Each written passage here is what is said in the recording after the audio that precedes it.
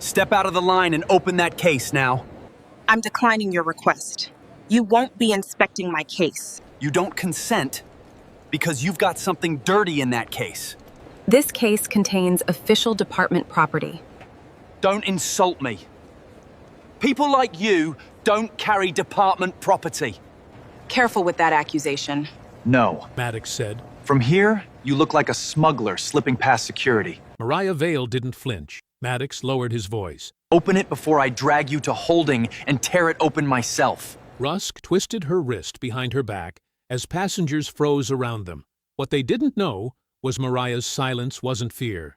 It was the mistake that would destroy them. Before continuing, comment where in the world you are watching from, and make sure to subscribe, because tomorrow's story is one you can't miss. Captain Mariah Vale stepped off the jet bridge into Hartsfield Regional Terminal at 4:47 a.m. Her shoulders ached from the red-eye flight, delayed 3 hours in Dallas. She carried her black duffel in one hand and gripped the sealed evidence case in the other.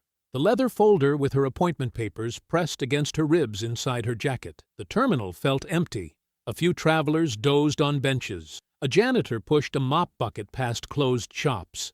Mariah preferred it this way. No cameras, no speeches, no handshakes with politicians who smiled too much. Tomorrow morning, they would introduce her as the new commanding officer of the Airport Police Division. Tonight, she just wanted to get her rental car and find her hotel. She moved through the quiet corridors toward baggage claim. Her sneakers made soft sounds on the polished floor.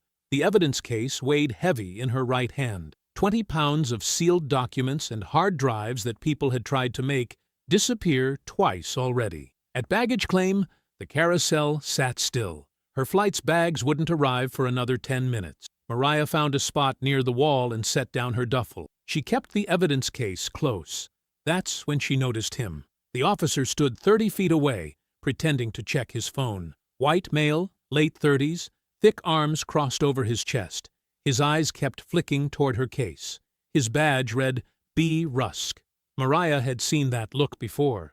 The look that said someone didn't belong. The look that turned questions into accusations. A second officer approached Rusk. This one moved different, smoother, more careful. His uniform looked pressed, even at this ungodly hour.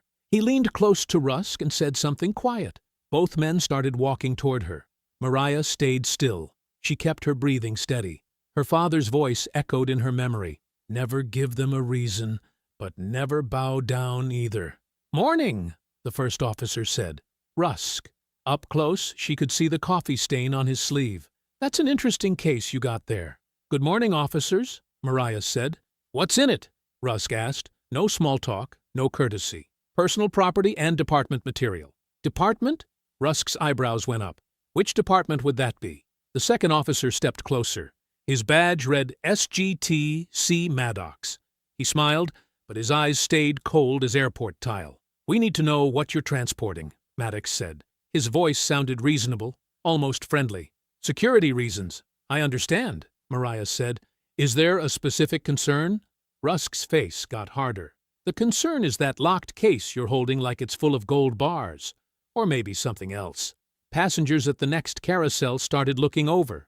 A woman grabbed her teenager's arm and pulled him away. An older man in a Marine's cap watched from his bench. Are you implying I'm carrying contraband? Mariah asked. I'm not implying nothing, Rusk said. I'm asking what's in the case. Simple question. Am I being detained? Rusk's jaw tightened. People always ask that question now. They saw it on YouTube. But coming from her, calm, direct, unafraid, it seemed to make him angrier. Maddox raised a hand slightly like calming a dog. We received an alert. Suspicious person matching your description. Traveling alone, unusual luggage, acting nervous. I'd like to see this alert, Mariah said. That's not how it works, Maddox said. We ask the questions. You answer them. I haven't seen any suspicious person alert, Mariah said. And I'm not acting nervous. Rusk stepped closer. His hand dropped to rest on his handcuffs. The metal caught the fluorescent light. Open the case, he said, or we open it for you. The baggage carousel kept turning, empty except for 3 forgotten suitcases. More people stopped to stare. A businessman with a garment bag slowed his walk. A mother pushing a stroller changed direction to go around them. I haven't consented to any search, Mariah said. Her voice stayed level. I need to speak with a supervisor. Maddox's smile got wider. I am the supervisor. Sergeant Cole Maddox, Airport Police. Now we can do this easy, or Officer Rusk here can make it hard. Real hard, Rusk added. His fingers drummed against his equipment belt. Sir, I'm asking you to… Rusk grabbed her duffel bag, just snatched it right off her shoulder. The strap caught on her arm and yanked her sideways. Hey! Mariah reached for it. Rusk dumped the whole bag onto the dirty floor. Clothes spilled out. Her phone charger, a paperback book, deodorant rolling toward someone's feet. Her father's old prayer card fluttered down like a dying bird. Look at this, Rusk said, kicking through her things. Acting all calm, but you're sweating now, aren't you? Mariah bent to gather her belongings. You have no right. Rusk's hand shot out. He grabbed her wrist and twisted it behind her back. Pain shot up her arm. Her shoulder screamed. Don't touch evidence, he snarled. You think I'm stupid? Think you can grab something before I see it? Get your hands off me, Mariah said through gritted teeth. Or what? Rusk twisted harder. You gonna file a complaint? You gonna call my supervisor? He laughed, ugly and loud. He's standing right there. The Marines veteran on the bench stood up. Officer, that's enough. Sir, step back, Maddox said, moving between them. This is an active investigation. Investigation of what? The man asked. Suspected smuggling, Rusk announced. His voice carried across baggage claim. This woman is transporting illegal materials. Probably drugs, maybe worse. That's a lie, Mariah said. Rusk yanked her arm higher.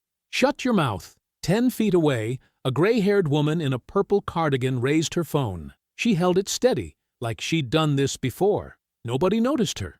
Just another grandmother waiting for her ride. The case, Maddox said. Let's see what's worth protecting. He popped the latches. The locks held. He produced a multi-tool and worked at them with practiced movements. The first lock gave way, then the second. Inside sat a badge presentation box, official documents with the City of Hartsfield seal, and a black evidence drive marked Internal Affairs, Confidential. Maddox's hands stopped moving. Just for a second, his eyes flicked to Rusk, then back to the case. Could all be fake, Rusk said. These people get real clever. Fake badges, fake documents. Probably stole them from somewhere. Officers, Mariah said, fighting to keep her voice steady despite the pain in her shoulder. You're making a mistake you cannot come back from. Look at those documents. Read them. I said shut up, Rusk said. Maddox closed the case without touching the papers. Suspicious materials. We'll need to verify their authenticity at the station. You know what those are, Mariah said. You saw the seal. You saw the badge. All I see, Maddox said slowly, is someone who refused to answer simple questions. Someone who got aggressive when asked about suspicious items. Someone who might be impersonating a police officer. The woman in purple moved slightly closer. Her phone stayed raised. She had the steady hands of someone who'd spent years holding chalk at a blackboard. Turn around, Rusk ordered. When Mariah didn't move fast enough, he spun her himself. Her shoulder made a popping sound. She bit down on a gasp. The cuffs came out. Cold metal clicked around her wrists. Too tight. The edges bit into her skin. You are under arrest, Rusk announced. His voice boomed across the terminal. He wanted everyone to hear. Wanted them all to see her humiliation. Rusk shoved her forward. Move it! The walk through the terminal felt like a mile. Business travelers looked up from their phones. Families stared. A teenage boy recorded with his phone until his mother slapped it down. Look at her, someone whispered. What did she do? Probably drugs, another voice said. They always catch them at baggage claim. Mariah kept her head up, back straight. Every step measured despite the cuffs cutting into her wrists. She'd learned in the army, when they try to break you, give them nothing. Behind them, the woman in purple followed. Not too close, not obvious, just another traveler heading toward ground transportation. She kept her phone low now, still recording. The airport police office sat behind an unmarked door near the rental car counters. Rusk used his badge to buzz them in. The hallway smelled like burnt coffee and industrial cleaner. Big Shot thought she could just walk through, Rusk said, pushing her into the holding room. Thought she was too important to answer questions. The room was small. Gray walls, one table, 3 chairs, a camera in the corner with a red light that should have been on. It wasn't. Maddox closed the door. Sit. Mariah sat. The cuffs made it awkward. Acting all high and mighty, Rusk continued. Like you're somebody special. Like the rules don't apply to you. Brent, Maddox said, go start the paperwork. I want to hear what she says when... Now. Rusk's face darkened, but he left. The door clicked shut. Maddox sat across from her. He pulled out his notepad, trying to look official, trying to process this fast before the morning shift arrived, before real supervisors showed up. Here's what happens, he said. You'll sign a statement saying, this was a misunderstanding. We'll release you with a warning about failing to comply with security procedures. Nobody needs to know about this.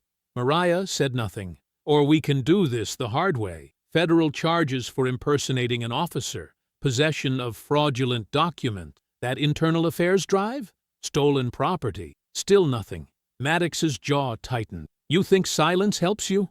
I've got your fake badges, your fake papers, your... Open the leather folder. Her voice was calm, controlled. It made him angrier. What? From my case. The leather folder. Open it. I don't take orders from... Open it. Something in her tone made him stop. He went to her confiscated items piled on the corner table, found the leather folder, flipped it open, ready to mock whatever fake documents she'd created. The blood drained from his face. Official City of Hartsfield letterhead. The mayor's signature. The city seal. Appointment order. Captain Mariah Vale, Commanding Officer, Hartsfield, Regional Airport Police Division. Effective date. Tomorrow. The paper shook in his hands. He read it again. Checked the signatures. Real. The seals. Real. The authorization codes. All real. No, he whispered. The door burst open. Rusk strutted back in. Computers being slow. Hey, she crying yet?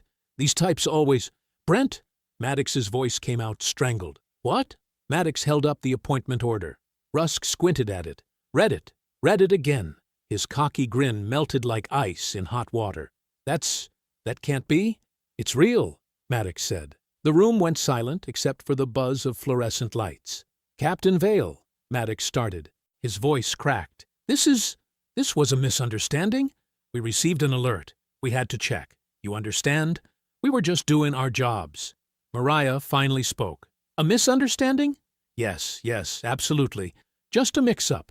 We'll get you out of these cuffs right away. Why was a lawful traveler searched without proof? Maddox opened his mouth, closed it. Why was my sealed case opened? Nothing. Why did Officer Rusk continue after seeing official seals? Rusk backed toward the door like she might attack. His hand fumbled for the handle. Mariah's voice never rose, never shook. That made it worse. A misunderstanding ends when the truth appears. You kept going. Maddox's fingers hovered over the keyboard, not typing. His forehead gleamed with sweat under the harsh fluorescent lights. Pull up the alert, Mariah repeated. Her voice stayed steady, controlled. The cuff marks on her wrist had already turned purple. System's slow tonight, Maddox said. Maintenance window. You know how it is. I know you're stalling. Rusk shifted by the door, looking like he wanted to bolt. His earlier swagger had vanished completely. Now he just looked scared. Listen, Captain, Maddox tried again. We can sort this out tomorrow. Let's get you comfortable. Get you some coffee. The terminal log. Now. Maddox's jaw tightened. Reluctantly, he turned to the computer and typed. The screen flickered before displaying a suspicious person alert. According to the entry, a black female in her 30s carrying a locked case had been flagged for possible contraband or stolen property. The alert had been entered under Sergeant Maddox's credentials at 11:47 p.m. Mariah studied the timestamp and felt her stomach tighten. The alert had been created 20 minutes before her plane had even touched down. That's impossible, Maddox said quickly. I wasn't even at that terminal. Someone used my login. Happens all the time. People share passwords when... Who knew I was carrying a locked case? The question hung in the air like smoke. Maddox's mouth opened, closed, opened again. The alert mentioned a locked case. Specific. Not a bag, not luggage, a locked case. Mariah stepped closer to the screen. Who knew that detail? Could have been TSA. They scan everything. TSA doesn't enter our alerts. Rusk finally spoke up, voice shaky. Cole, what is going on? Shut up, Brent. You said it was routine. You said she looked suspicious. You said, I said shut up. Mariah studied them both. Rusk, panicking and confused. Maddox, calculating and cornered. The dynamic told her everything. Officer Rusk, when did Sergeant Maddox tell you about the alert? Rusk's eyes darted between them. He called me. Said to meet him at baggage claim. Said we had a possible smuggler coming in. Lyle Hargrave walked into the airport police office at 4:47 a.m. like he owned the place, which, in a way, he did. His suit was perfect. His smile was wider. He carried 2 cups of coffee and the confidence of a man who'd buried bigger problems than this. Captain Vale, he extended a cup toward her. Rough first night. Thought you could use this? Mariah didn't take it. She stood by the window overlooking the empty tarmac, watching maintenance crews prep for morning flights. Her wrist throbbed where the cuffs had bitten into skin. Deputy Mayor, you're up early. Well, when I heard about the misunderstanding, I came right away. He set both cups on the desk and settled into a chair like they were old friends. These things happen. New faces, late nights, everyone's on edge. Nobody's fault, really. It wasn't a misunderstanding. His smile flickered, just for a second. Of course not. Poor choice of words. What I mean is, we can frame this properly. Control the narrative before it spirals. Frame it how? Simple miscommunication between dedicated officers doing their jobs. You were tired from travel. They were following protocol. Everyone shakes hands, learns from it, moves forward. Mariah turned from the window. Under the overhead lights, the bruises on her wrist looked darker. They entered a false alert using Maddox's credentials. They conducted an illegal search. They arrested me without cause. Allegedly. I was there, and I'm sure it felt very real to you. Hargrave leaned back, still smiling, always smiling. But perception isn't always reality. Sometimes our experience is color. Are you calling me a liar? God, no. I'm saying memory gets fuzzy under stress. Details shift. What matters is how we present this to the public. He picked up one of the coffees, took a sip. The airport expansion vote is in 6 weeks. 20,000 jobs on the line. Federal grants worth $200 million. Do we really want to torpedo all that over one awkward encounter? Awkward. Mariah tasted the word. That's what you're calling it. What would you call it? Criminal. The smile finally died. Hargrave set down his cup slowly, deliberately. When he spoke again, his voice had lost its warmth. Captain Vale, let me paint you a picture. City Legal reviews this incident. They find a new commanding officer who arrived unannounced, refused to identify herself properly, resisted reasonable questions, and then claimed persecution when standard procedures were followed. That's not what happened, isn't it? Because from where I sit, it looks like someone trying to manufacture a scandal, create public sympathy, build a case for the reforms she was already planning to push. He stood, buttoning his jacket. Some might say you provoked this whole thing. Some might say you're threatening me. I'm protecting you, and this city, and every person whose paycheck depends on that airport running smoothly. He moved toward the door, then paused. The officers made an error in judgment. They'll be counseled, retrained. But if you push this publicly, if you try to burn them down, the only person who'll get burned is you. Mariah watched him reach for the door handle. They're suspended pending investigation. No, they're not. He didn't turn around. Check your email. Chief Pike rescinded those orders an hour ago. Officer Rusk and Sergeant Maddox remain on active duty until a full review is completed, which, given our backlog, could take months. The door clicked shut behind him. Mariah stood alone in the fluorescent glare. The coffee cups sat untouched on the desk, still steaming. She could feel the weight of the building around her. Every wall, every camera, every officer who'd choose loyalty to corruption over justice. She walked to the duty board mounted on the wall, 3 dozen nameplates in neat rows. Officer B. Rusk, Sergeant C. Maddox. Still there, still active, still protected. Her fingers found Rusk's nameplate first. She pulled it free with a sharp snap. Then Maddox's. The metal pieces felt heavier than they should. She crossed to the command office. Her office, technically, though she hadn't even unpacked yet. The internal affairs drive sat on the desk where she'd left it. The drive Maddox had been so interested in. The drive someone had tried to intercept. The safe behind the desk was older than her career.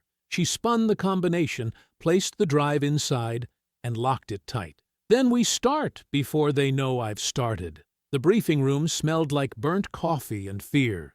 40 officers packed the space, backs straight, eyes forward. City staff lined the walls. News cameras pointed at the podium like weapons. Everyone waited for the new captain to smile, shake hands, and pretend last night never happened. Mariah Vale stood at the front in her dress uniform. The bruise on her wrist was hidden beneath her sleeve, but she could still feel it. Throbbing, reminding. Deputy Mayor Hargrave sat in the front row, that practiced smile plastered across his face. Chief Warren Pike fidgeted beside him, sweating despite the air conditioning. "Good morning," Mariah said. Silence. "I'm Captain Mariah Vale, your new commanding officer." A few officers shifted. Someone coughed. The cameras kept rolling. "I know some of you are aware of an incident that occurred last night. I was detained and arrested by members of this division." The room got tighter. Hargrave's smile widened. Pike looked like he might vomit. "That incident," Mariah continued, "revealed deeper issues that require immediate attention." Hargrave leaned forward slightly, waiting for her to pivot, to soften, to play the game. "Effective immediately. I'm ordering a comprehensive 30-day integrity audit." The room exploded in whispers. Officers turned to each other. Someone muttered, "Here we go," loud enough for the cameras to catch. Mariah raised her voice. "Every stop, every search, every seizure, every complaint filed against this division in the past 2 years will be reviewed." "Captain Vale," Hargrave stood, still smiling for the cameras. "Perhaps we could discuss the scope." "The scope is complete transparency."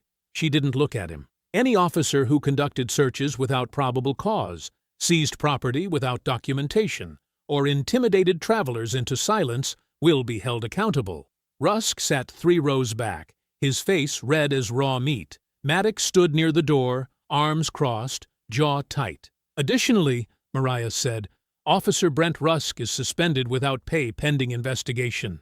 Rusk shot up. "You can't." "Sit down, officer. This is absurd." "Sit down or be escorted out." 2 loyal officers grabbed Rusk's shoulders, forced him back into his chair. The cameras caught every second. Sergeant Cole Maddox is placed on administrative reassignment, restricted from public contact. Maddox didn't move, didn't blink, just stared at her with eyes cold as winter stones. "Any questions?" Dozens of hands stayed down. The silence felt like held breath. "Dismissed." The room emptied fast. Officers huddled in groups, voices low and angry. Hargrave approached the podium, cameras finally off. "Congratulations, Captain.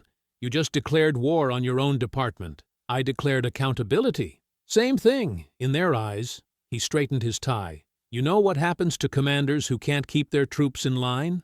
They get replaced. They get eaten." He leaned closer, voice dropping. "These men have families, mortgages, years of service. You think they'll just roll over because you wave some audit around? I think they'll follow the law."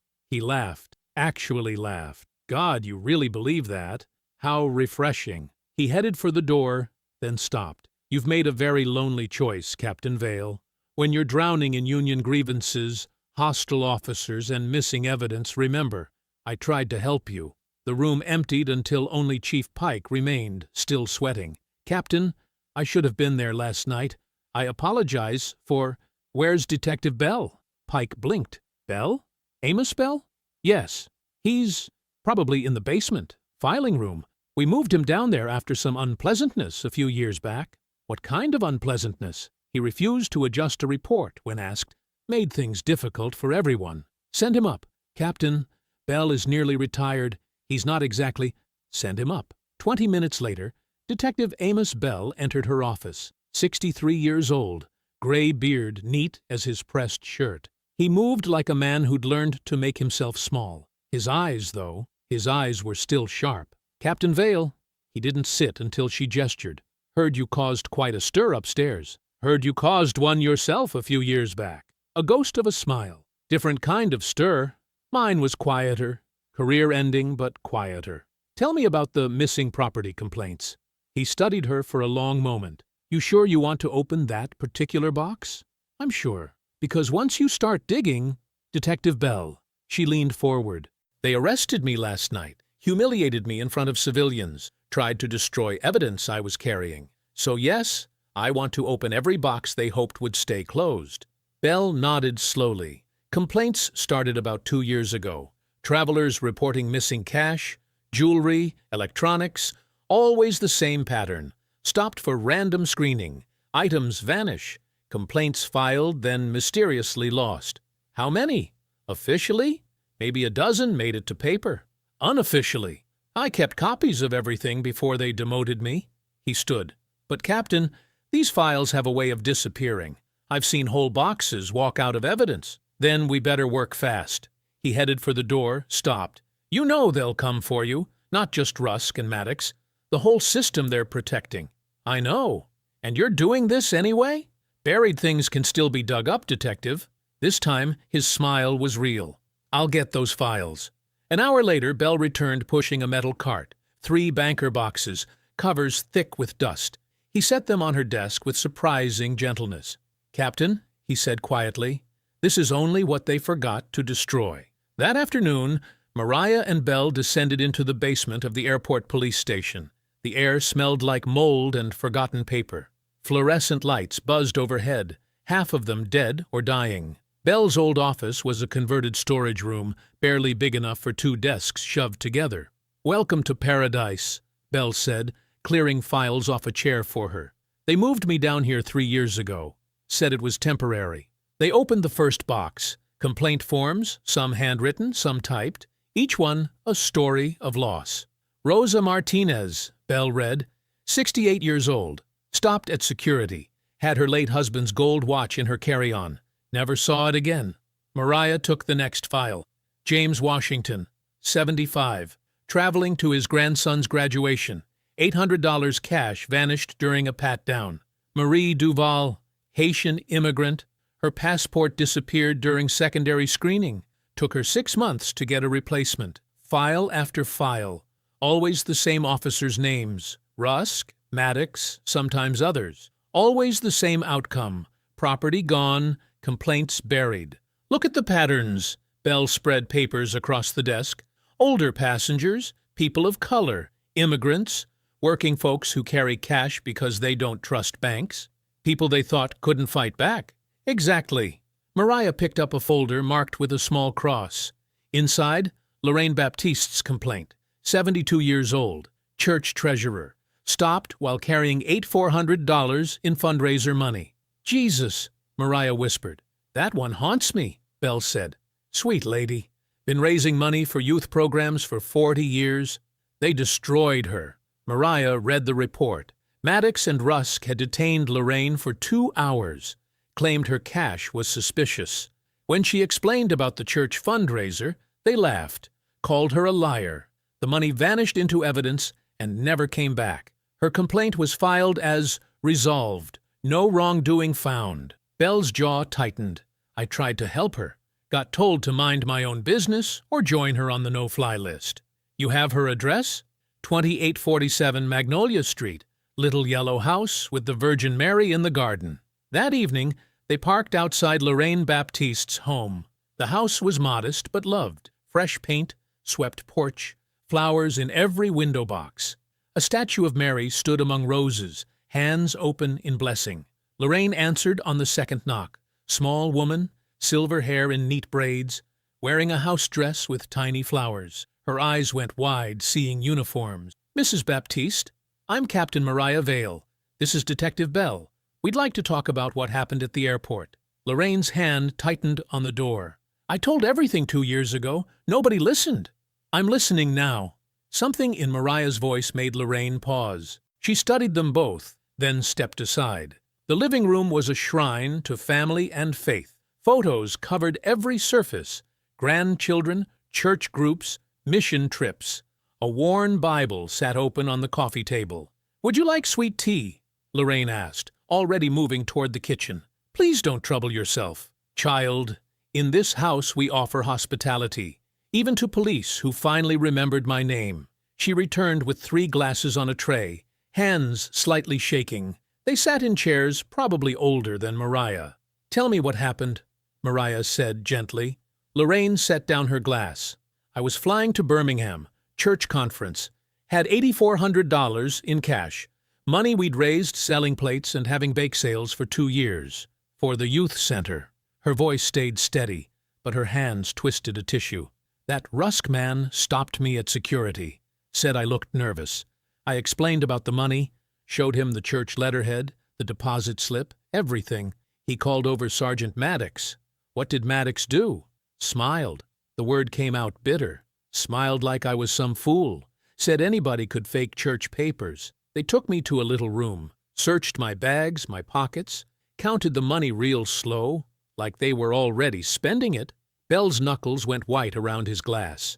They said it was suspicious for an old black woman to carry so much cash. Said I must be a drug mule. Lorraine laughed, sharp and hurt. Me? A drug mule? I've been teaching Sunday school since before they were born. What happened to the money? Evidence, they said, would be returned after investigation. I called every week for 6 months. Finally, some lady told me to stop harassing them or face charges. Lorraine stood, walked to an old secretary desk, pulled out an envelope, worn soft from handling. This held that money. All those fish fries and car washes, all those kids counting change after church. She handed it to Mariah. Keep calling it evidence, but we both know what it really was.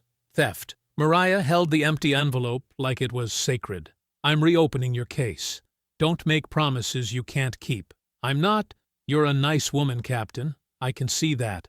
But those men got power, got protection. They made me feel like a criminal in front of everybody. Made me afraid to fly to see my own grandchildren. Lorraine's eyes filled but didn't spill. Promises don't scare powerful men. Only consequences do. Then I'll make sure there are consequences. Lorraine studied her for a long moment. You really believe that? Yes. Why? Because they did the same thing to me last night. Arrested me, humiliated me, would have destroyed my evidence if they could. Lorraine reached over, touched Mariah's bruised wrist with surprising gentleness. Then you understand. I understand. They finished their tea in silence. At the door, Lorraine caught Mariah's arm. Be careful, child. Men like that don't just steal money. They steal dignity, peace, safety. And when cornered, she didn't finish. Walking back to the car, Bell's phone buzzed. He read the message, face going dark. Captain, what is it? He showed her the screen, local news alert. A video thumbnail showed Maddox in his dress uniform, standing before cameras. Turn it up. Maddox's voice filled the car.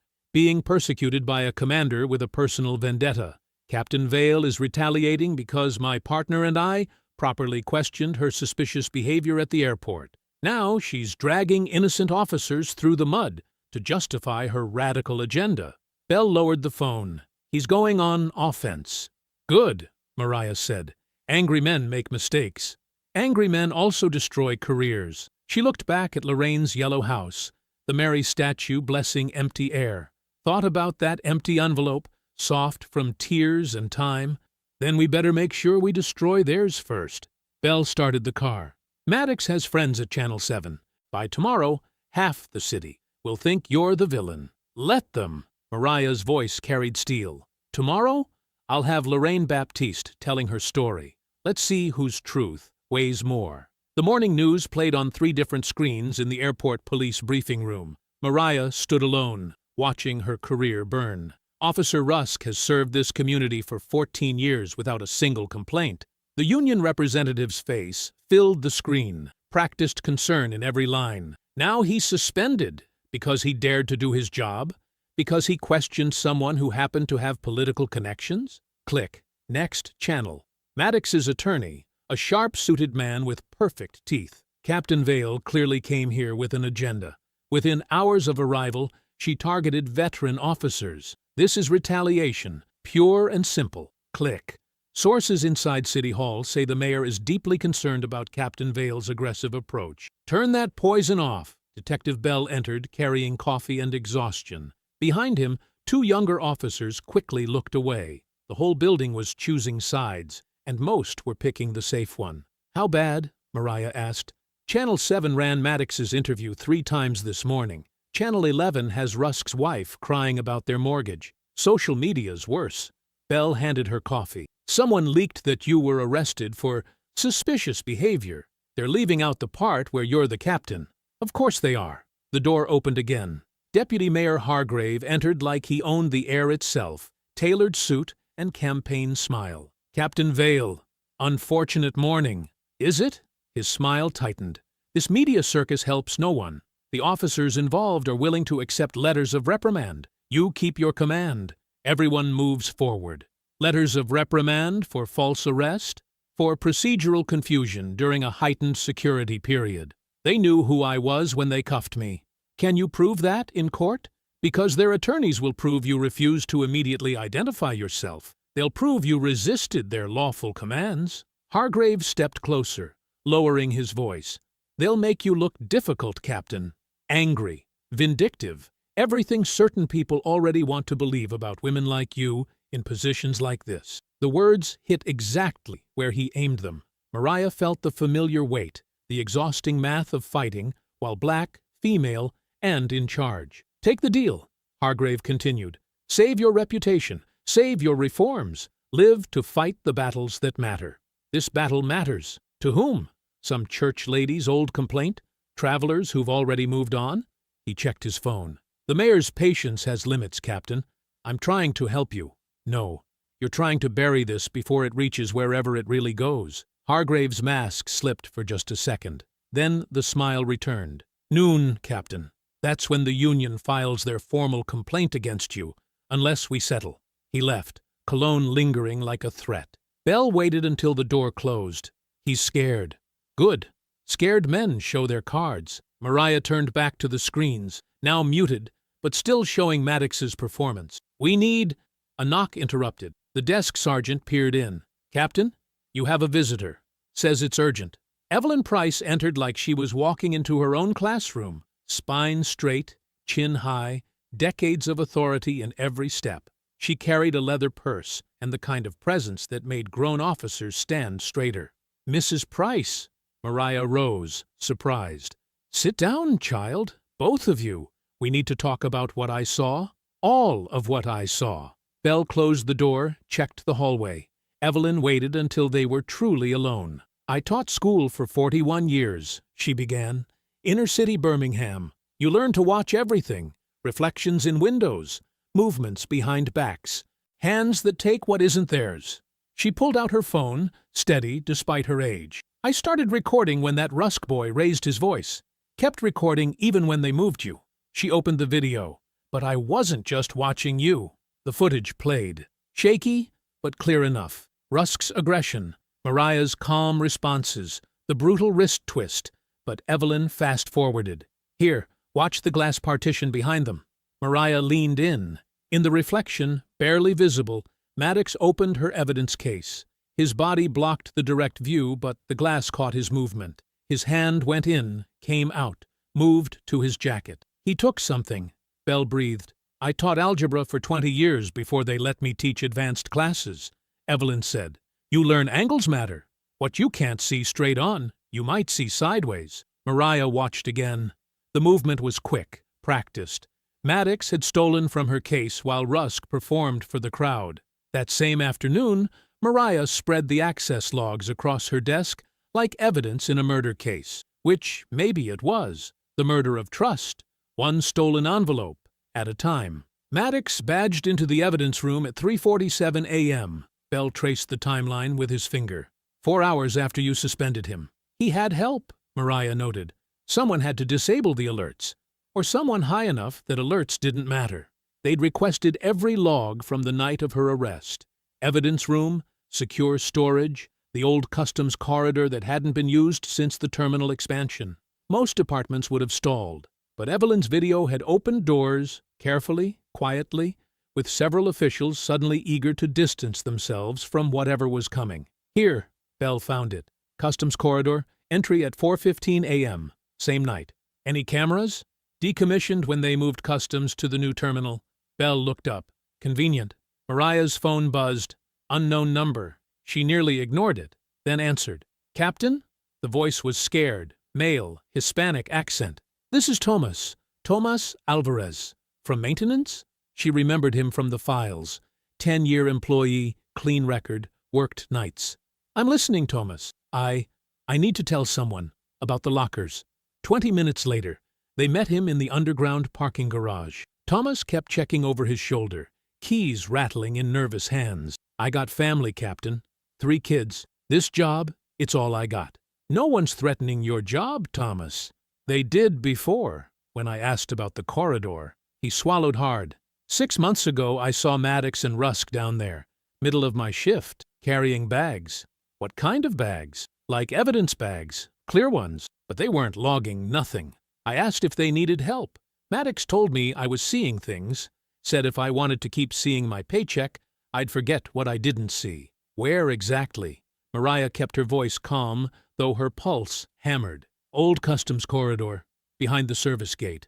There's lockers back there from when agents stored contraband." He pulled out a janitor's key ring. "They think maintenance can't get in, but we got keys to everything, for cleaning."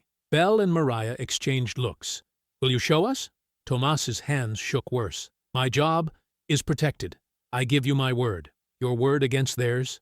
"My word with a federal investigation behind it." It was partly true, would be fully true soon. Thomas led them through service tunnels that smelled of industrial cleaner and old concrete. Downstairs, most people forgot existed, past signs warning of restricted access in 3 languages. The customs corridor was a time capsule.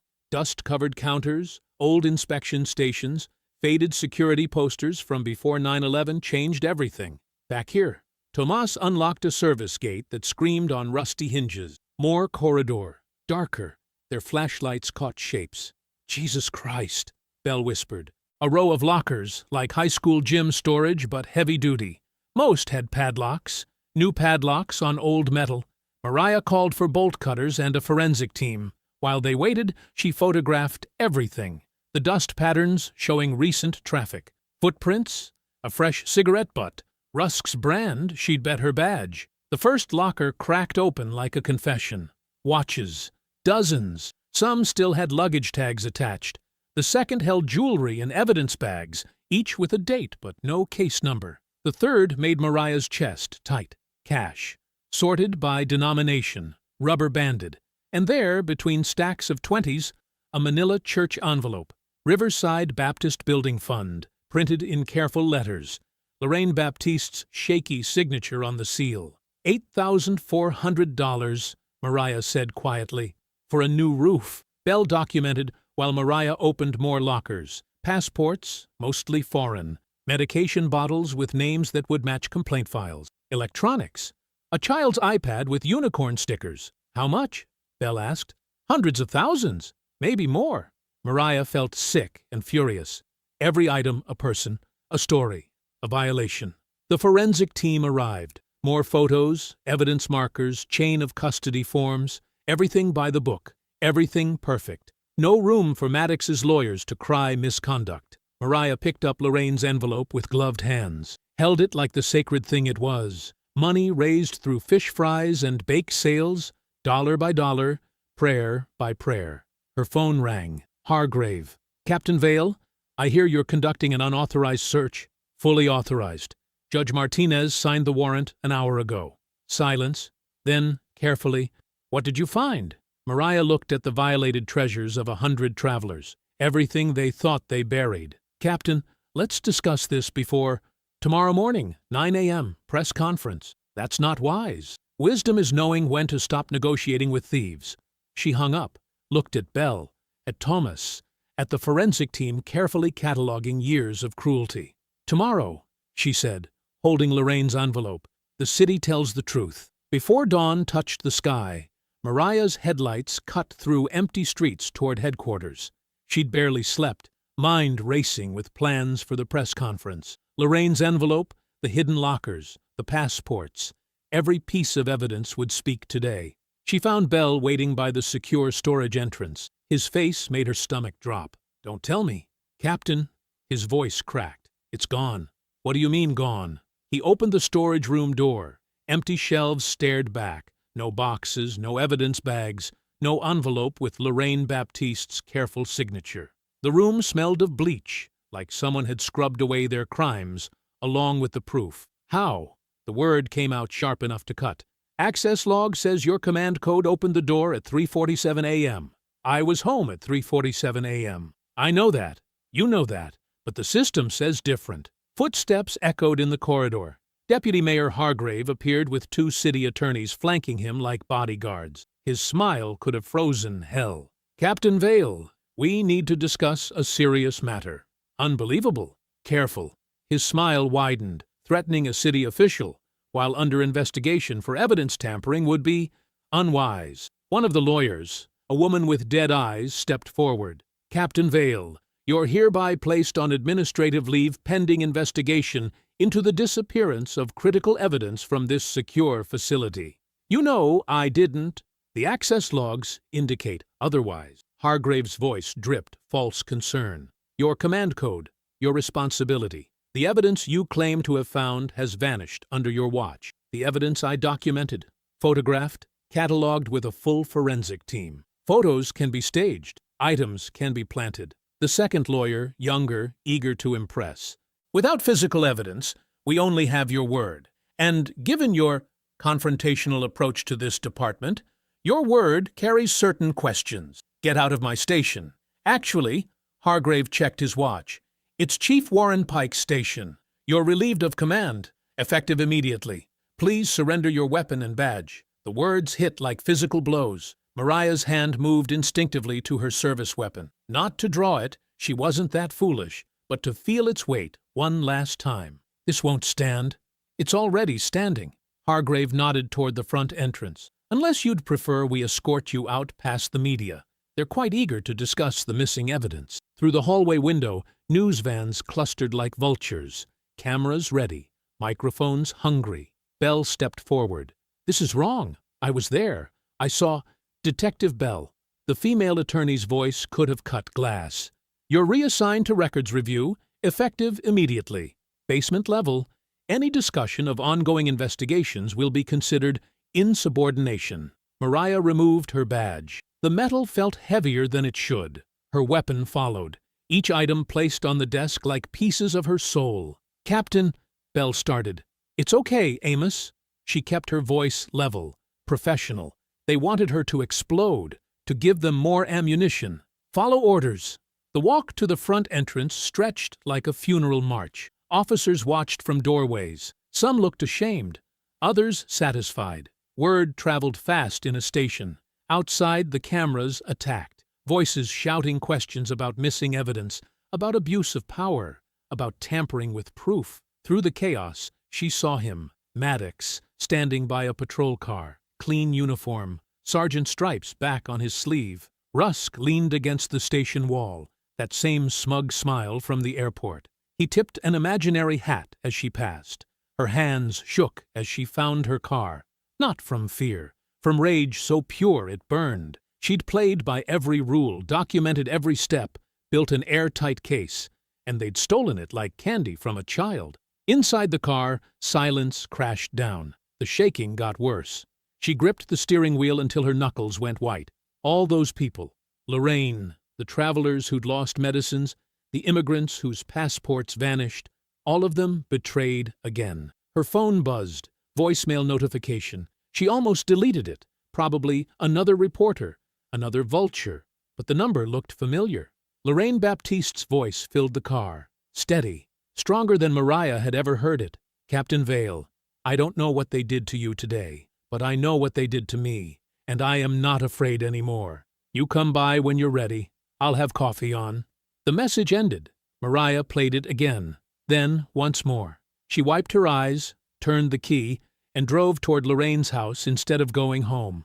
Lorraine Baptiste's front porch still held the morning chill when Mariah pulled into the narrow driveway. The house looked smaller in daylight, faded yellow siding, flower boxes that had seen better seasons, a screen door that needed fixing. But the lights were on, and smoke curled from the chimney like a welcome. Before Mariah could knock, the door opened. Lorraine stood there in a church dress and cardigan, her gray hair pinned back neat as Sunday service. Behind her, voices murmured in the living room. Captain Vale. Lorraine's voice carried the same strength from the voicemail.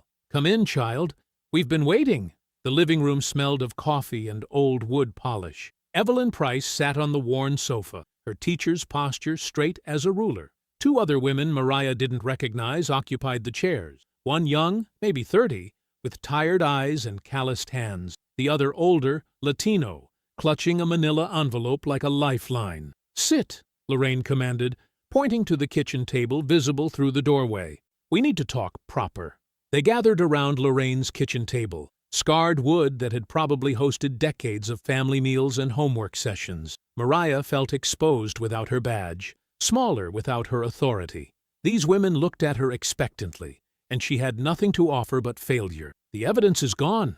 The words tasted bitter. "Everything we found, the lockers, the stolen items, your envelope, all of it disappeared overnight." "Did you take it?" Lorraine asked. "No." "Then they stole it twice, first from us, then from you." Lorraine poured coffee from a percolator that belonged in a museum. "That don't make it less true." The young woman leaned forward. "I'm Sandra Torres. They took my grandmother's wedding ring 2 months ago. Sergeant Maddox said it looked suspicious for airport security. Never got it back." The older woman opened her envelope with shaking fingers. "Carmen Gutierrez.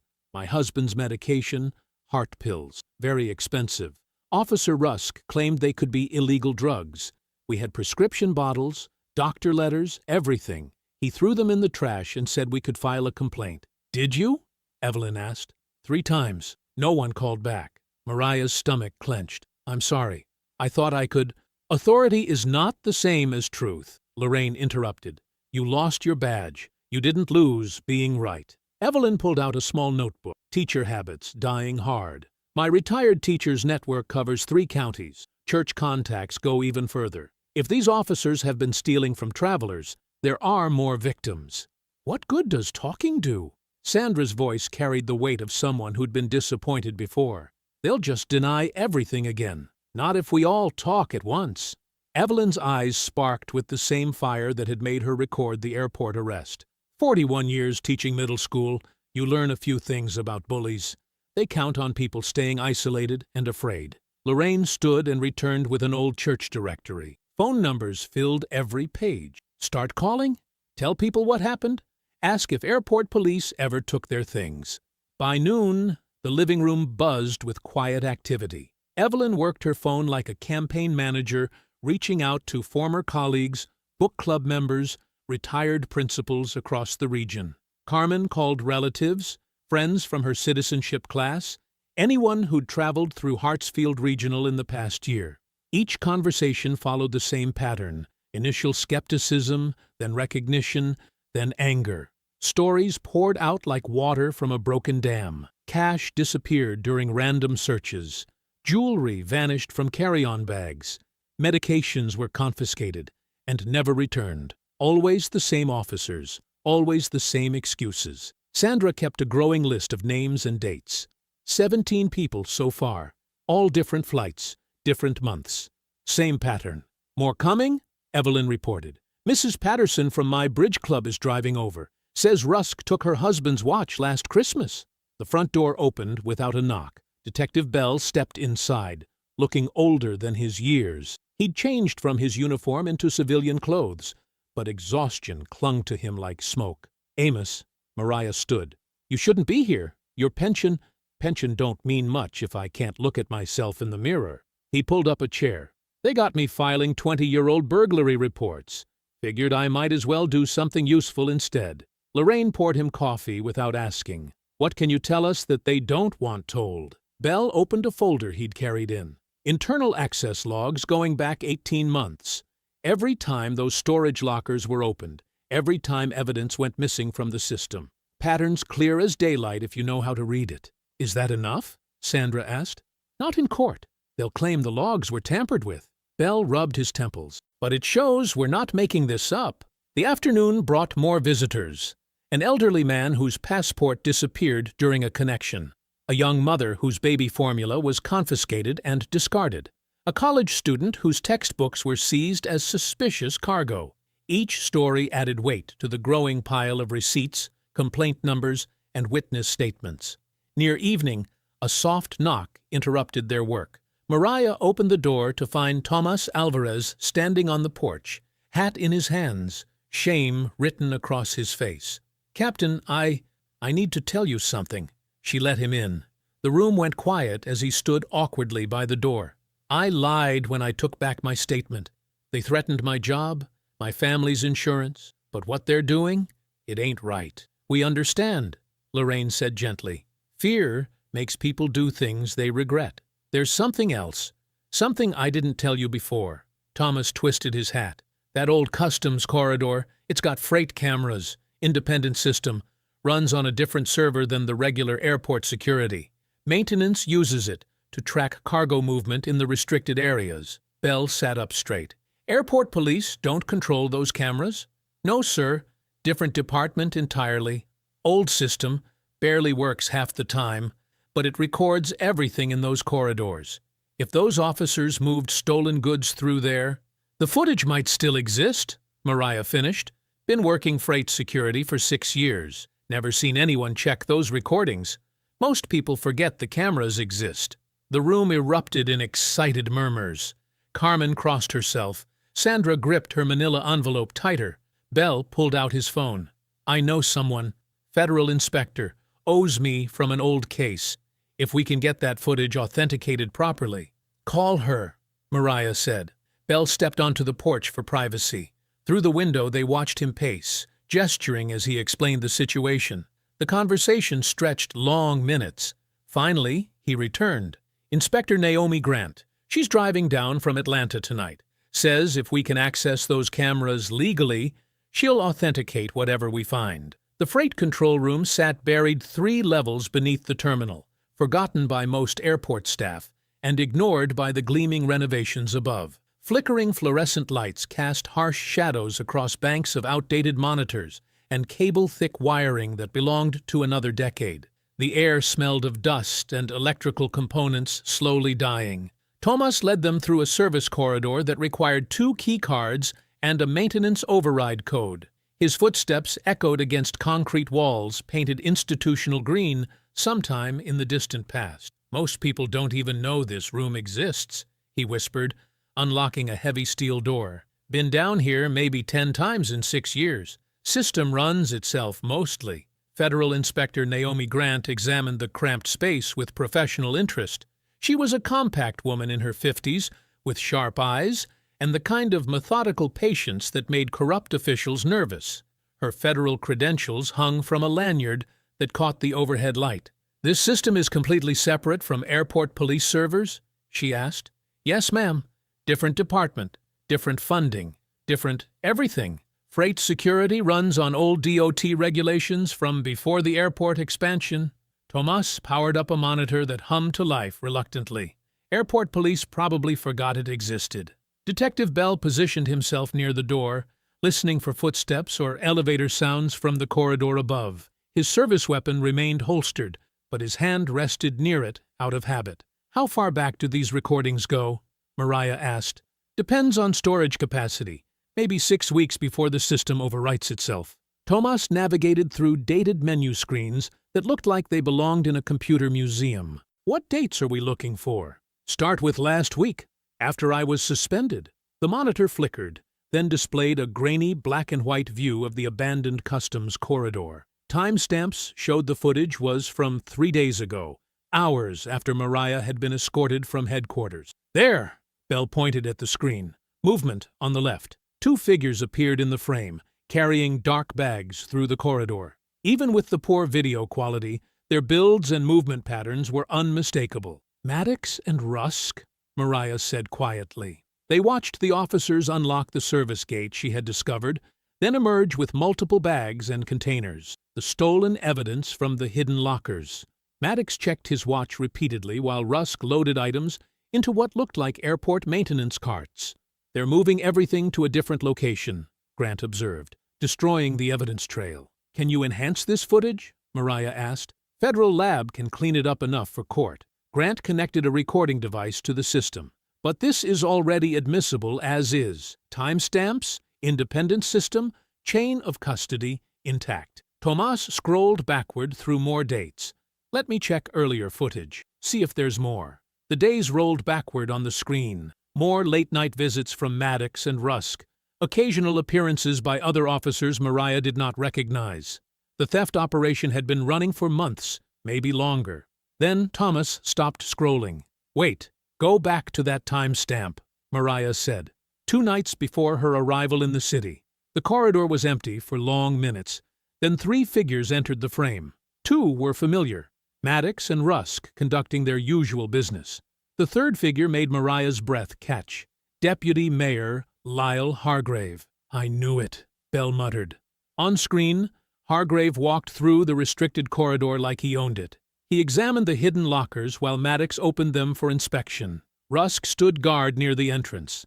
The 3 men talked for several minutes, Hargrave pointing at specific items, Maddox nodding and taking notes. He's not covering up a scandal, Mariah realized. He's managing a criminal enterprise. Grant leaned closer to the monitor. This changes everything. Federal prosecutors love corruption cases involving elected officials.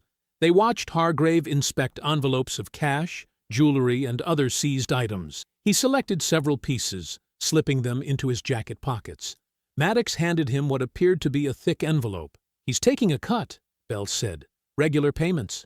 The footage continued. Hargrave and Maddox discussed something intensely while examining a tablet computer. Then all 3 men left together, Hargrave checking his watch before disappearing from frame. "This was before I arrived in the city," Mariah said. "Before my arrest. They knew I was coming." Tomas advanced the timeline. More meetings between Hargrave and the corrupt officers, planning sessions, document exchanges. The airport arrest had not been random harassment by biased cops. It had been a calculated attempt to intercept her internal affairs drive before she could expose their operation. "They panicked when they saw the federal evidence case," Grant noted. "Figured if they discredited you immediately, they could bury whatever you brought. Instead, they created the perfect trap for themselves." Mariah watched Hargrave's image on the monitor. Every lie they told, every cover-up they attempted, it all led back to this. Grant finished copying the footage onto multiple drives. "I need to contact the federal prosecutor's office tonight. Organized theft, civil rights violations, conspiracy, public corruption. This is going to be a big case." Bell's radio crackled softly. He listened to the dispatcher, then turned to the group. "We need to move. Security sweep coming through this area in 20 minutes. They powered down the monitors and secured the room. Thomas locked each door behind them as they made their way back through the service corridors. The evidence drives felt heavy in Grant's briefcase. Weeks of planning and criminal activity compressed into digital files that would destroy careers and send people to prison. At the surface level, Grant shook hands with each of them. "I'll have preliminary authentication within hours, full analysis by morning. Whatever happens next, that footage is bulletproof evidence." As her federal vehicle disappeared into airport traffic, Mariah felt something she had not experienced since her arrest: genuine hope. Not just for clearing her own name, but for delivering justice to the travelers who had been victimized by people sworn to protect them. Her phone buzzed with an urgent message. Mariah read it twice, then showed Bell the screen. "City Council emergency session. Tomorrow morning, 9 a.m. Special hearing on police department leadership and evidence handling procedures." Bell grimaced. "Hargrave's making his move, trying to destroy you publicly before the federal case can develop." "He doesn't know about the freight cameras," Mariah said. Yet, they stood in the terminal parking garage, surrounded by the quiet hum of overnight airport activity. Above them, delayed flights carried unsuspecting passengers through the same corridors where corruption had festered for months. Mariah's phone buzzed again. This time, it was a formal notice from the city attorney's office, copied to several local media outlets. The notice announced an emergency city council session scheduled for Thursday at 9 a.m. regarding Captain Mariah Vale's misconduct investigation. The hearing would include public testimony concerning alleged evidence tampering, abuse of authority, and departmental disruption. After reading the notice, Mariah showed it to Bell.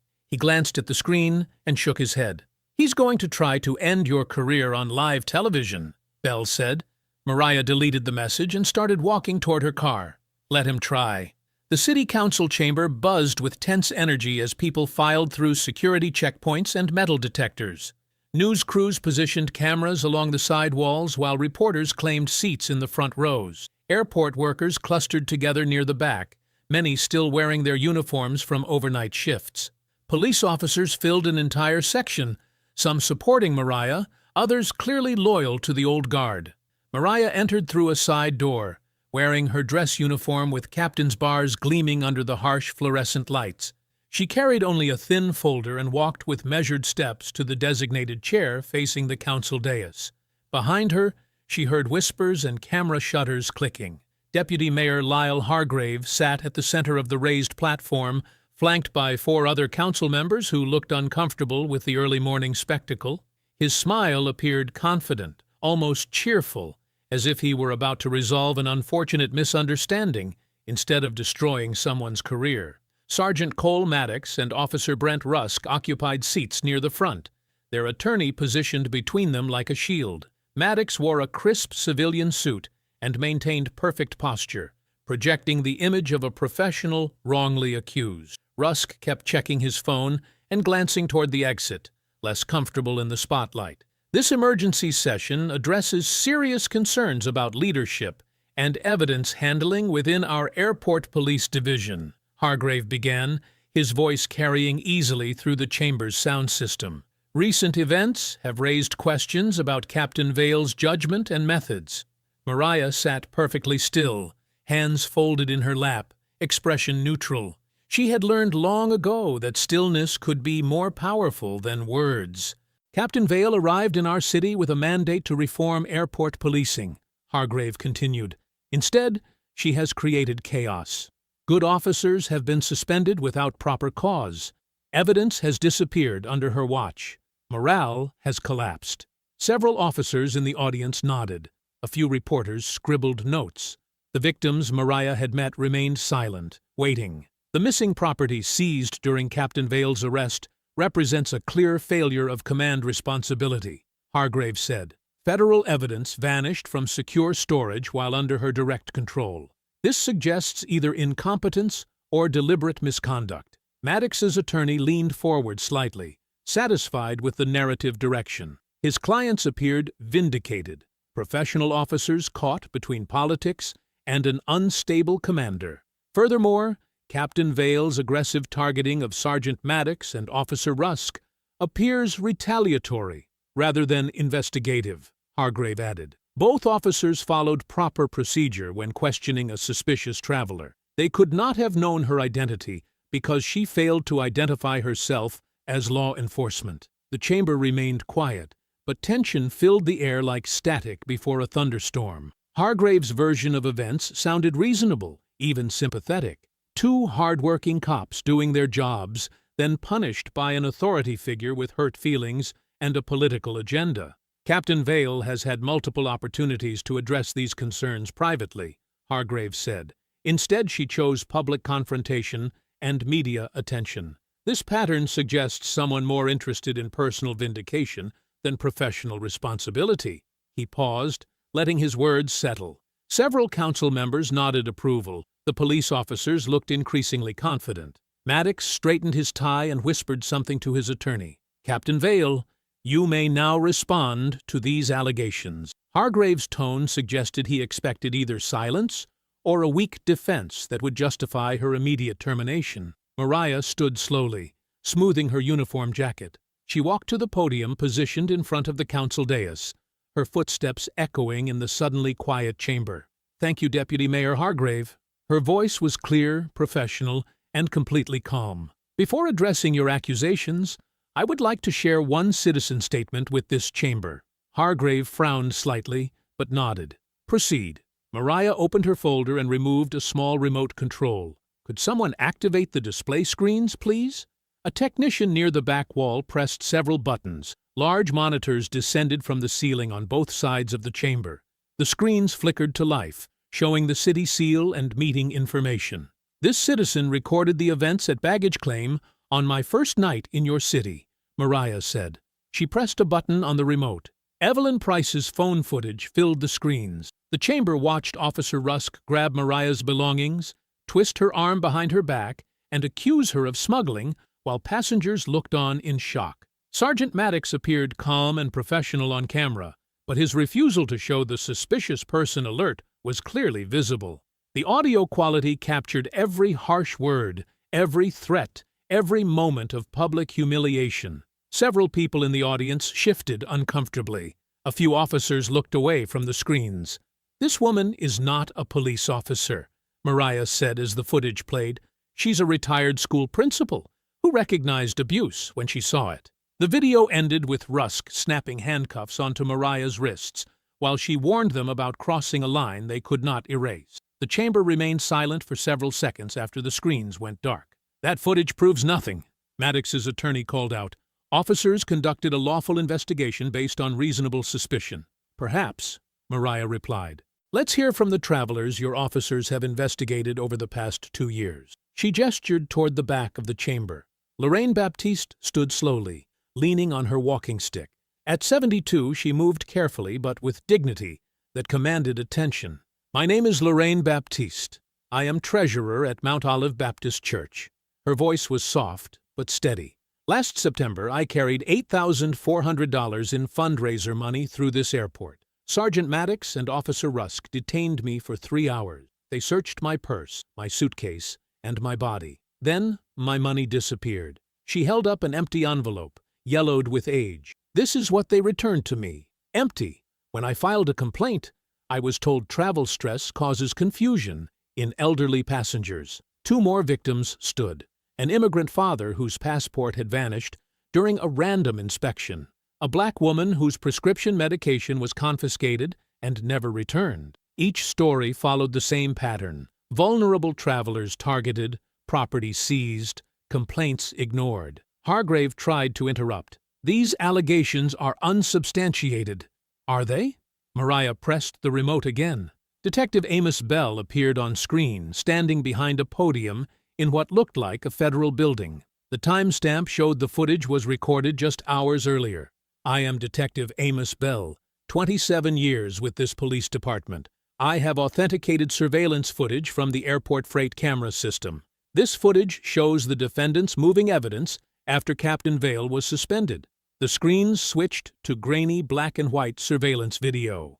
The chamber watched Maddox and Rusk carry bags through the abandoned customs corridor, emptying the hidden lockers Mariah had discovered. Then came the devastating moment. Deputy Mayor Lyle Hargrave appeared on camera, walking through the restricted corridor like he owned it, examining stolen property, selecting items for his jacket pockets. The chamber erupted. Reporters shouted questions. Officers turned to stare at Hargrave. Council members looked shocked and confused. Camera flashes exploded like strobe lights. "Turn off those screens!" Hargrave yelled, his composure finally cracking. "This is clearly doctored footage, designed to—" The main doors to the chamber burst open. Federal agents in dark suits entered swiftly, their badges visible on lanyards around their necks. The chamber exploded into chaos as federal agents moved with practiced precision toward their targets. Reporters scrambled for better camera angles, while council members shouted over each other, demanding explanations no one could provide. Maddox shot up from his seat, his calm mask finally cracking. He grabbed his attorney's briefcase and pushed toward the side aisle, moving like a man who understood his world was collapsing in real time. "Excuse me, pardon me," he muttered, shouldering past confused spectators who had no idea they were watching a manhunt unfold. Detective Bell rose from his seat near the wall. At 63, he moved slower than the federal agents, but his positioning was perfect. He stepped into Maddox's path just as the sergeant reached the side exit. "Going somewhere, Cole?" Bell's voice was quiet, almost conversational. Maddox's face twisted with desperate anger. "Get out of my way, old man." "I don't think so." Bell planted his feet wider, blocking the narrow aisle completely. "You ran from the truth long enough." A federal agent appeared behind Maddox before he could shove past Bell. "Sergeant Cole Maddox, you are under arrest for conspiracy, theft of federal evidence, and obstruction of justice." The handcuffs clicked shut around Maddox's wrists with a sound that cut through the chamber noise like a gunshot. His attorney watched helplessly as his client was led away, still protesting his innocence to anyone who would listen. Rusk's reaction was more violent. He overturned his chair and bolted for the main exit, shoving past elderly spectators and nearly knocking over a camera operator. His size and desperation cleared a path through the crowd. "Stop him!" someone yelled. But Rusk had already reached the double doors. He burst into the hallway outside the chamber, breathing hard and looking both ways like a trapped animal. The marble corridor stretched in both directions, lined with city offices and conference rooms. For a moment, it seemed like he might actually escape. Then Federal Inspector Naomi Grant stepped out of an alcove, directly into his path. She was 50 years old, built like someone who had spent decades chasing suspects, and completely unimpressed by Rusk's size advantage. "Officer Brent Rusk," she said calmly, "you are under arrest." Rusk tried to bull past her, using his shoulder like a football player. Grant sidestepped smoothly and grabbed his wrist, twisting it behind his back with textbook precision. Rusk hit the marble floor hard, his knees cracking against the stone. Federal charges include theft, conspiracy, and civil rights violations, Grant continued as she cuffed him. You have the right to remain silent. Camera crews poured into the hallway, capturing every second of Rusk's arrest. His face pressed against the cold marble, hands secured behind his back, looking nothing like the intimidating officer who had humiliated travelers for years. Back in the chamber, Hargrave stood behind the council dais like it could protect him from what was happening. His political smile had vanished completely, replaced by the desperate calculation of a man watching his career disintegrate. "This is outrageous!" he shouted over the noise. "I demand immediate consultation with city legal. This is clearly political persecution designed to embarrass the mayor's office during budget negotiations." Inspector Grant returned to the chamber, straightening her jacket, after wrestling Rusk to the ground. She approached Hargrave with the same professional calm she had shown in the hallway. "Deputy Mayor Lyle Hargrave," she announced loud enough for every reporter to hear clearly. "You are under arrest for obstruction of justice, conspiracy to commit theft, and protection of criminal enterprise." Hargrave's face went pale. "You have no authority to arrest an elected official without—" "We have surveillance footage showing you entering restricted airport property to examine stolen goods," Grant interrupted. "We have financial records linking political donations to property seizures. We have witness testimony placing you in meetings where victim complaints were deliberately buried." She produced handcuffs from her belt. "You can surrender voluntarily, or we can do this the hard way in front of all these cameras." Hargrave looked around the chamber desperately, searching for allies who were suddenly very interested in their phones or notebooks. The council members who had nodded along with his accusations now avoided eye contact completely. "This is a witch hunt," he said weakly, but he extended his hands for the cuffs. The chamber fell almost silent as the metallic clicks echoed through the room. Every reporter captured the moment when Deputy Mayor Lyle Hargrave became just another defendant in handcuffs. News of the arrests spread faster than wildfire through City Hall. By 10:30, Airport Police Chief Warren Pike had submitted his resignation letter, citing family priorities and personal health concerns. Internal records later revealed he had ignored or buried complaints about Maddox and Rusk for over 3 years. The police union issued a terse statement withdrawing all support from Rusk after reviewing the surveillance footage. Union representatives who had called him a victim that morning suddenly discovered they had never heard of him. City Legal called Mariah's phone at 11:15. Her suspension was officially lifted, all disciplinary actions were vacated, and she was immediately reinstated to full command authority. The lawyer who delivered the news sounded like he was reading from a script prepared by people who wanted this problem to disappear as quickly as possible. The recovered evidence included more than anyone had expected. Maddox had maintained a second storage location in an abandoned customs office, filled with items seized from passengers over nearly 4 years. Lorraine Baptiste's church envelope sat in a manila folder, along with documentation showing exactly how much money had been stolen. Mariah stood in the empty council chamber after the reporters and spectators had finally left. On the evidence table, Inspector Grant had placed 3 sets of badge and identification cards: Maddox's Sergeant Stripes, Rusk's Officer Shield, and Hargrave's City Hall credentials. For the first time in weeks, Mariah allowed herself to breathe deeply. The afternoon sun streamed through the tall windows of Hartsfield Regional Terminal, casting long shadows across the same baggage claim area where Mariah Vale had been humiliated less than 2 weeks earlier. Airport maintenance crews had arranged folding chairs in neat rows, creating a makeshift ceremony space near Carousel 4. The irony was intentional. Mariah had requested this exact location. News vans lined the pickup area outside. Camera crews tested their equipment while reporters rehearsed their opening lines. Inside the terminal, passengers slowed their hurried pace to watch the preparations, sensing something important was about to happen. Mariah arrived through the main entrance at 3:30, walking beside her mother with the steady confidence of someone who had fought for this moment. She wore her dress uniform, navy blue with crisp creases, brass buttons polished to mirror shine, and captain's bars that caught the afternoon light. The bruises on her wrist had faded, but the memory of handcuffs in this same space gave every step deeper meaning. Diana Vale moved carefully beside her daughter, leaning slightly on a wooden cane but refusing any other assistance. At 64, she carried herself with the dignity of a woman who had watched her late husband fight workplace discrimination for decades. Today felt like vindication for battles that had taken too long to win. "You look like your father in that uniform," Diana said quietly as they approached the ceremony area. "He would be so proud." Mariah adjusted her cap slightly. "He would probably tell me the real work starts tomorrow." That's exactly what he would say.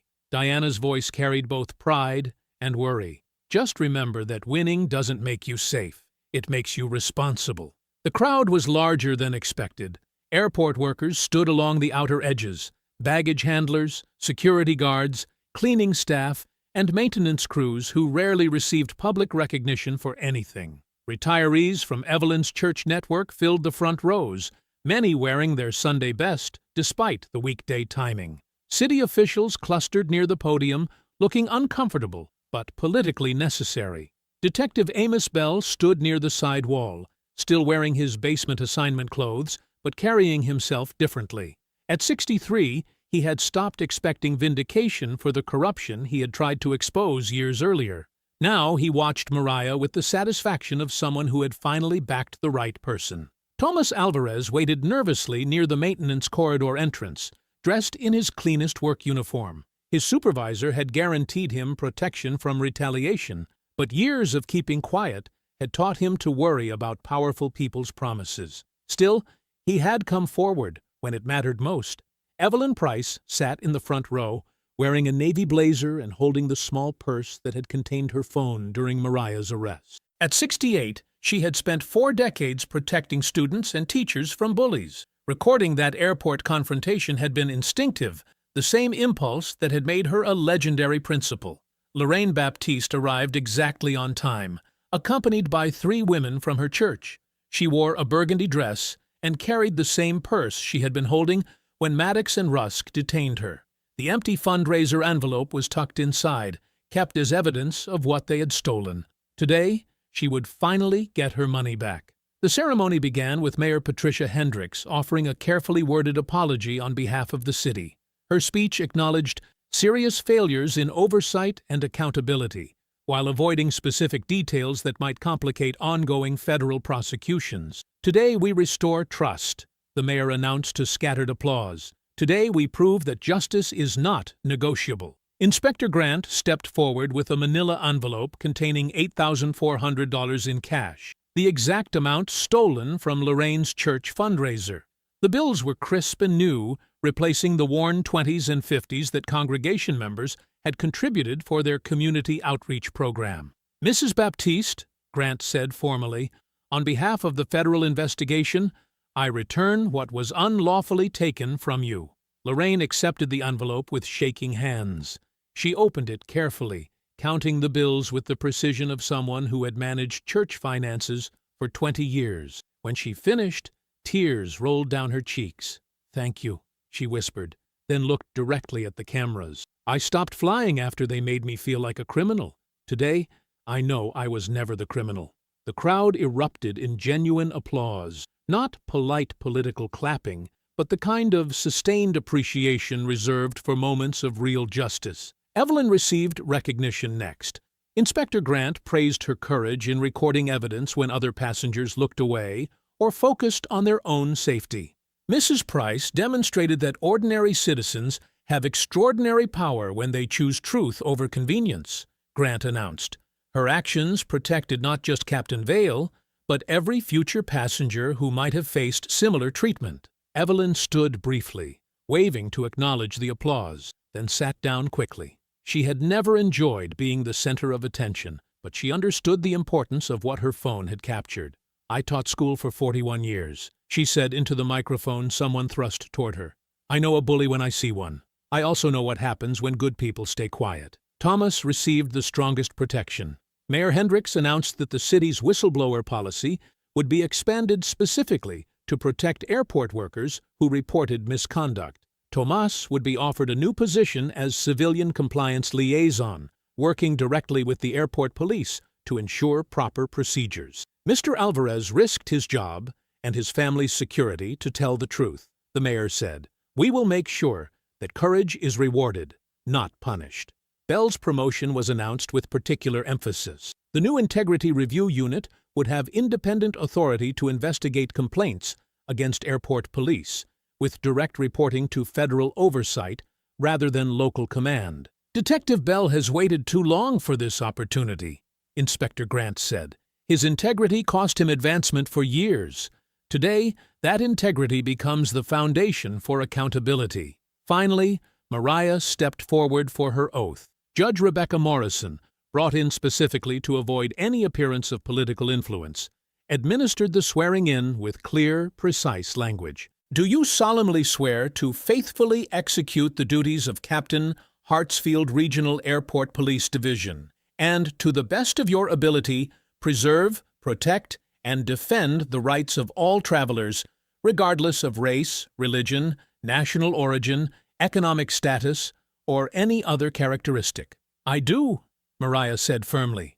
"Do you swear to hold yourself and those under your command to the highest standards of integrity, service, and accountability?" "I do."